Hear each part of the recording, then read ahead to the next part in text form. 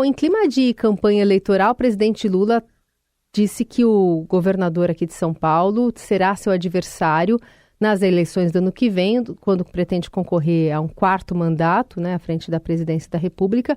Uma declaração que foi dada nessa segunda reunião ministerial convocada pelo Planalto, na qual todos os ministros tiveram de usar um bonezinho azul ali, com a inscrição "O Brasil é dos brasileiros". Teve mais cobranças ali de bastidores, mas essa acusação, né, de que Tarcísio de fato vai ser um concorrente em 2026, queria que se analisasse essa exposição agora explícita, né, uma exposição sem nenhum tipo de acobertamento, né, uma clareza quando fala de Tarcísio de Freitas por parte do presidente Lula. Como esperado, o presidente Lula fez uma cobrança muito clara aos ministros de partidos que estão com um pé numa canoa e com um pé na outra canoa. Então, o presidente Lula deixou muito claro, ele exigiu, olha meu verbo, exigiu, ele não pediu, exigiu que os ministros defendam o governo, principalmente em manifestações públicas, e disse o seguinte: quem não quiser defender o governo, que deixe os seus cargos, porque, na verdade, foi um recado muito direto ao Centrão e particularmente ao União Brasil. União Brasil, que tem 3 ministérios e que faz ali uma federação com o PP bolsonarista e que, enfim, abriu guerra contra o governo e abriu, assim, uma posição clara a favor da candidatura do Tarcísio Gomes de Freitas à presidência da República.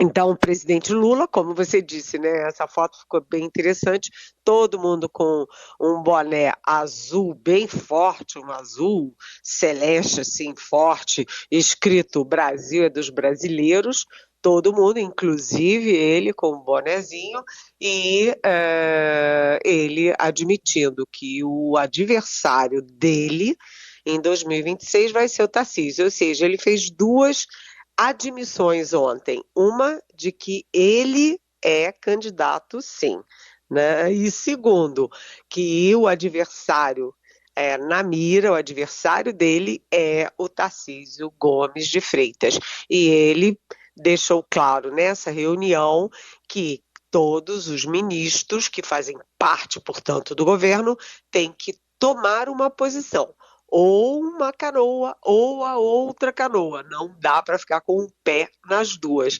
E o próprio slogan do governo já mudou, né? Já mudou, e isso significa o seguinte, que a reunião ministerial foi menos para tratar de governo e mais para tratar de campanha eleitoral. O Lula estava com aquele bonezinho muito mais fantasiado de candidato do que na posição de presidente da República. Eu não vi, pelo menos, ninguém repercutindo o que foi discutido de educação, de saúde, de violência, de política externa.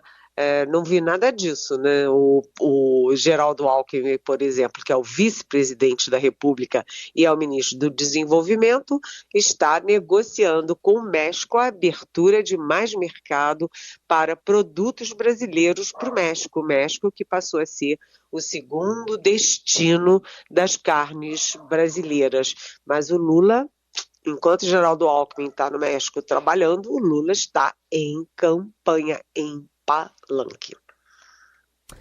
Outra decisão de ontem, que gostaria de ouvir aqui a sua avaliação, é a do ministro do Supremo Tribunal Federal, Alexandre de Moraes, que determinou que a Polícia Penal do Distrito Federal comece a monitorar em tempo integral o ex-presidente Jair Bolsonaro, que cumpre ali a prisão domiciliar aí em Brasília.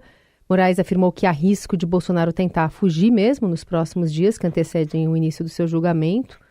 E no despacho, o ministro destacou a atuação de Eduardo Bolsonaro na tentativa de influenciar o governo americano contra o judiciário. E ainda disse lá que esse monitoramento deve ser feito de forma discreta, sem exposição indevida, inclusive midiática, e sem adotar medidas que invadam a privacidade da família ou causem constrangimento aos vizinhos. Na sua visão, essa decisão ela não reforça um pouco esse discurso da família Bolsonaro, né, de que estão sendo perseguidos também, Eliane? Pois é, essa decisão, inclusive, veja bem, o pedido da PF é para que os agentes se coloquem dentro da casa do Jair Bolsonaro, dentro, não só em torno de, mas dentro da própria casa. E a Michele Bolsonaro, mulher do ex-presidente da República, ela declarou que isso é uma humilhação. O que acontece é que a PF tem indícios claríssimos, além daqueles que a gente falou ontem, né, da embaixada, da Hungria, além da carta, da minuta de 30 páginas pedindo asilo para o Javier Milei, presidente da Argentina, né, a PF tem indícios muito sólidos de tentativa de Bolsonaro de fuga do país. E, inclusive, já identificou as 3 rotas e os 3 países que seriam alvo dessa fuga do Bolsonaro. Então, exatamente por isso, quanto mais perto do julgamento, mais a vigilância, até porque um dos países é os Estados Unidos e a embaixada americana, a residência oficial da embaixada americana é simplesmente a 10 minutos da casa do Bolsonaro, ou seja, ele escapar seria muito rápido, né? Ele em 10 minutos estaria oficialmente fora do território nacional. Então, é aquela história. E tem mais um probleminha nisso, né? É que quem cuida da segurança é a Secretaria Penal do Distrito Federal, e a gente sabe que o governador do Distrito Federal, Ibanez Rocha, que simplesmente deixou rolar o 8 de janeiro aqui em Brasília, o quebra-quebra, o Ibanez Rocha é alinhado com o Bolsonaro. Então, a PF está tomando todas essas medidas porque está vendo que tem muito flanco aberto para a fuga do Bolsonaro. Um deles é isso.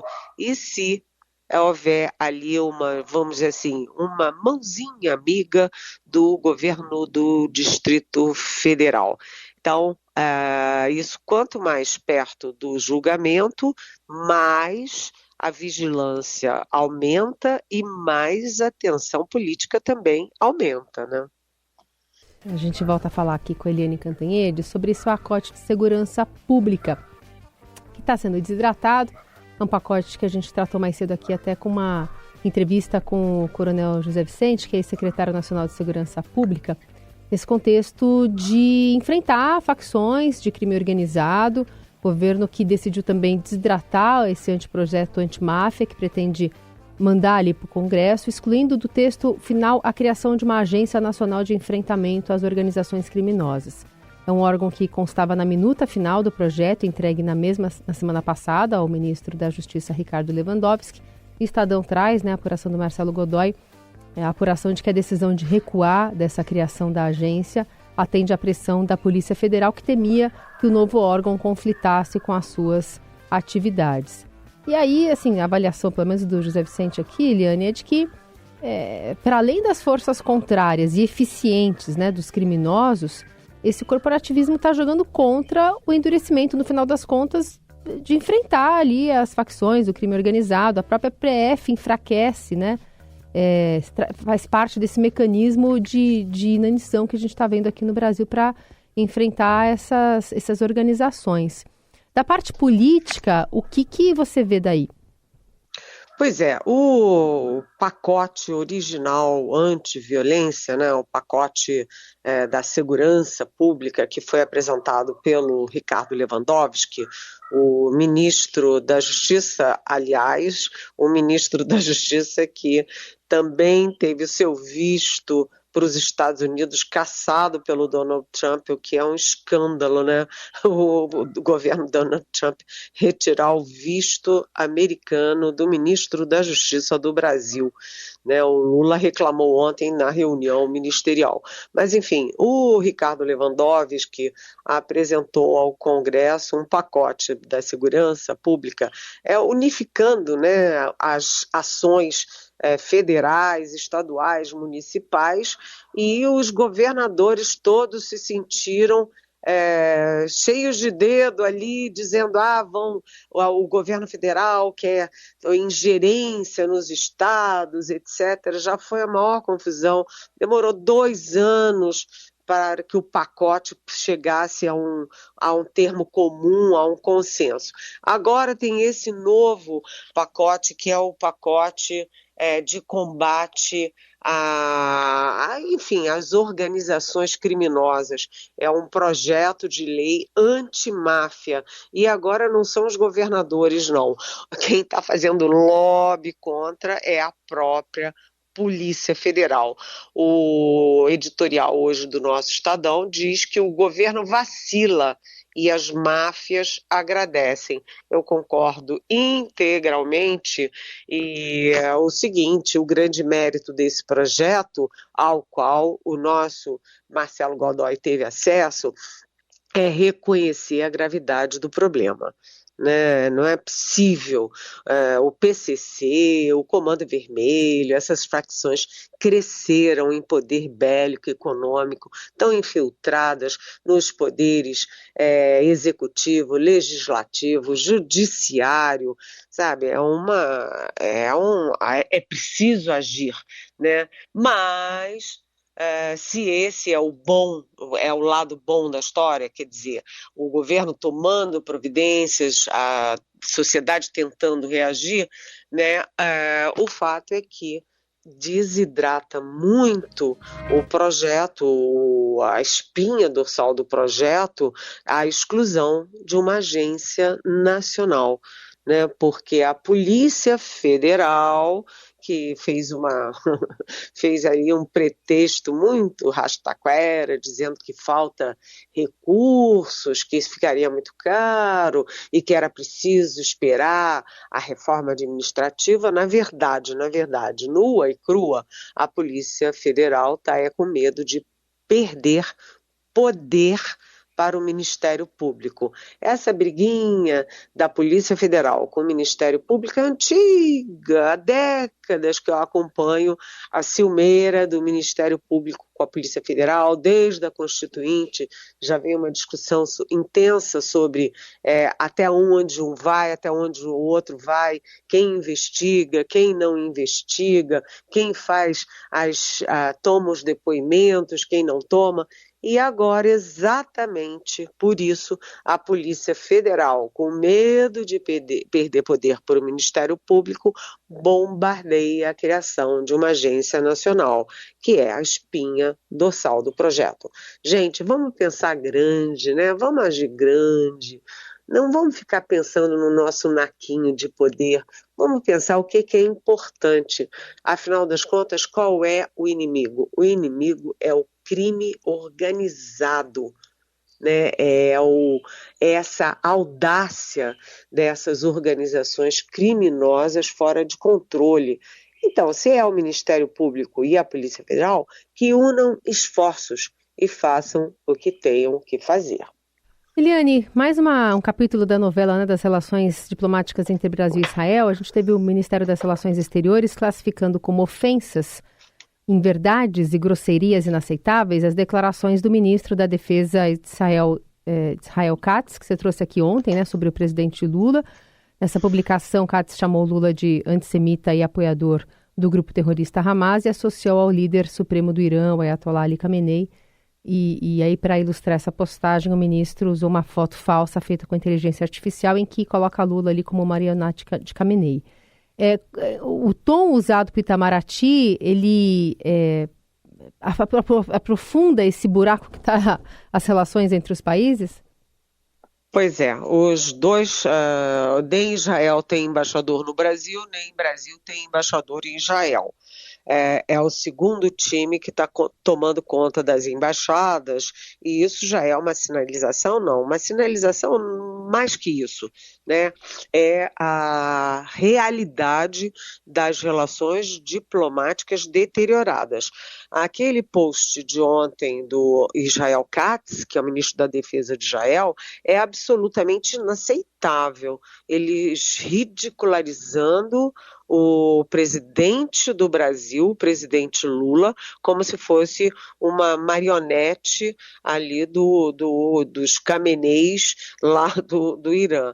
Então aquilo é inaceitável, é uma linguagem absolutamente não diplomática. E o Brasil reagiu da mesma forma. Em vez de fazer a tradicional nota oficial do Itamaraty, do governo brasileiro, o Itamaraty reagiu pelo X, pelas redes sociais, e em vários posts, sucessivos posts, no próprio perfil do Itamaraty, o Itamaraty diz que, olha só, se isso é linguagem de diplomática, né? De política externa. Espera-se do senhor Katz, em vez de habituais mentiras e agressões, que assuma a responsabilidade e apure a verdade sobre o ataque de anteontem, contra o Hospital Nasser, em Gaza, que provocou a morte de ao menos 20 palestinos, incluindo pacientes, jornalistas e trabalhadores humanitários. E aí esses seguidos posts do Itamaraty falam das mais de 60 mil mortes de palestinos, frisando que um terço são mulheres e crianças mortas, né? E lembra que Israel está sob investigação da Corte Internacional de Justiça por, aspas, plausível violação da Convenção para a Prevenção e Punição do Crime de Genocídio. Então, gente, as relações Israel e Brasil não apenas estão muito ruins, vão de mal a pior.